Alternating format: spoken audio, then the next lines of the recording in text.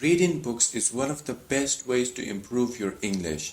Through reading, you're learning grammar rules, new words, and idioms without even realizing it. Also, reading is an incredible way to improve your critical thinking skills. As reading is so important, today I thought I would share with you some of my favorite books that you can read, whether you are a beginner, intermediate, or advanced level English learner. It doesn't matter because I got books, both fiction and non-fiction, for each English level. Without any further ado, let's start with books for advanced level English learners. The first one we have here is 7 Habits of Highly Effective People by Stephen R. Covey. This book is for you if you want to be successful in life. Whether that means having strong relationships with your family and friends or being rich and making a lot of money. Whatever your dream is, this book will help you achieve that dream if you apply all the 7 habits in your life. The next one we have is Fairy Tale by Stephen King. This book is a fantasy novel about a boy named Charlie who is 17 years old. His mother dies in a car accident. His father starts abusing alcohol. His life suddenly becomes shit. But then Charlie becomes more responsible. He starts taking care of his father and another old man in his neighborhood.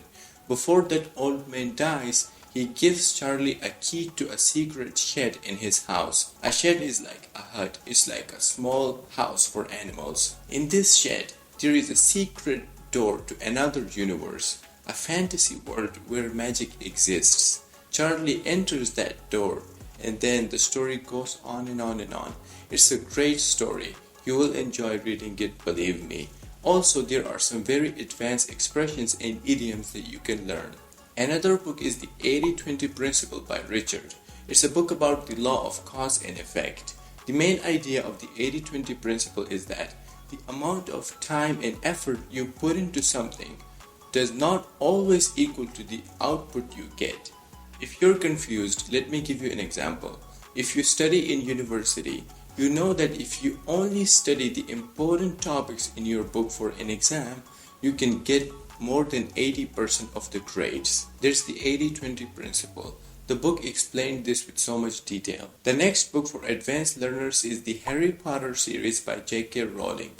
You've probably already watched the Harry Potter movies, or at least you've heard of them, but the books are way better. They have skipped a lot of scenes in the movies, but in the book series, everything is explained with so much detail. I tried reading this when I was a beginner because I loved the story, but I didn't understand it at all back then because there are so many advanced expressions and idioms in this book. It's an amazing book. Give it a try. Alright, let's move on to book recommendations for intermediate level English learners. The first one we have here is The Subtle Art of Not Giving Up. I shouldn't say this word, otherwise my video is gonna be taken down. It's an incredible book. It's a book about how to be more happy and more successful in life. The whole idea of this book is based around the fact that if we want to be successful in life, we have to break the chains of society that are holding us back. I feel like we care too much about other people's opinions, that's why we can't start and do anything in life.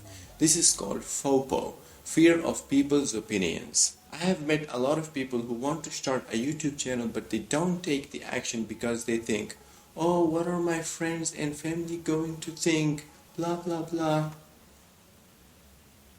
If you let other people's opinions impact you, you will always be their slave. This is a very important book and I think everybody should read it. The next one we have is The Silent Patient by Alex. I don't know how to say his last name. Sorry. This book is a novel about a woman named Alicia. She does painting. She finds someone, they fall in love with each other and get married. But then something traumatic happens in her life due to which Alicia stops talking. She loses her mind a little bit as well. The ending was very surprising. There's a twist in the story as well, which I'm not gonna tell you.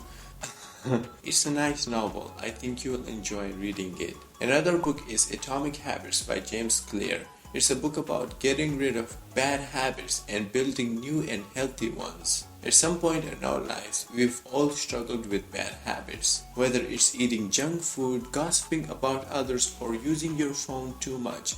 Whatever bad habit that you have, that you want to get rid of, this book will help you do that. Because in this book there are many practical steps that you can take that will help you build good habits. It's a great book. Give it a shot.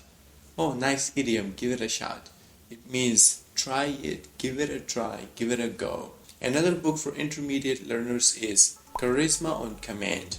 I haven't actually read this one. I listened to its audio version. It's a book about how to be more charismatic / how to be more likable. I feel like it's the desire of every single person to be loved and liked by others. Charisma is a skill.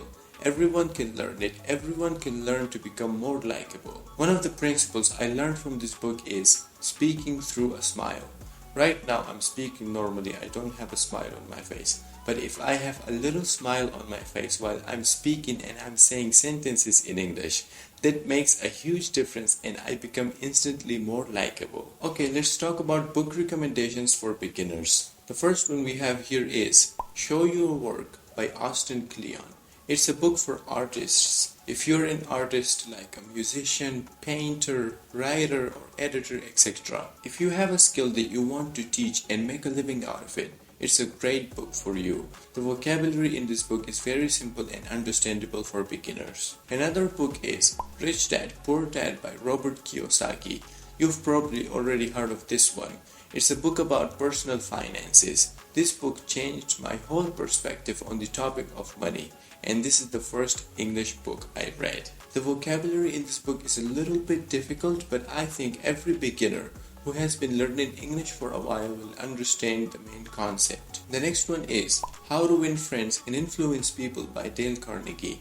It's a book about how to make deep and meaningful connections with others. This book has more than 50 principles that you can apply that will make you a better person and a better conversationalist. One of the principles is use people's names when you talk to them. To a person, the most beautiful and attractive sound in any language is his name. For me, I feel really special when someone calls me Azim. So use people's names when you're referring to them. Instead of saying, oh, hey, you. Use their name. They will like you more and treat you with more respect. I'm not going to mention any novels for beginners because fictional books in general are pretty difficult for beginners to understand because of all the difficult expressions and idioms they use to describe the situation. But don't worry, because I know a website called Monkey Pen where you can read children's books and stories if you are a beginner. Last thing I want to say is that some people read books the wrong way. They just waste their time. They don't know how to read and learn English from books. If that's the case with you, if you feel like you don't know how to read books properly, then before you read any of the books I recommended, watch this video in which I explained how I improved my English through reading books. You can learn how to read books properly from this video.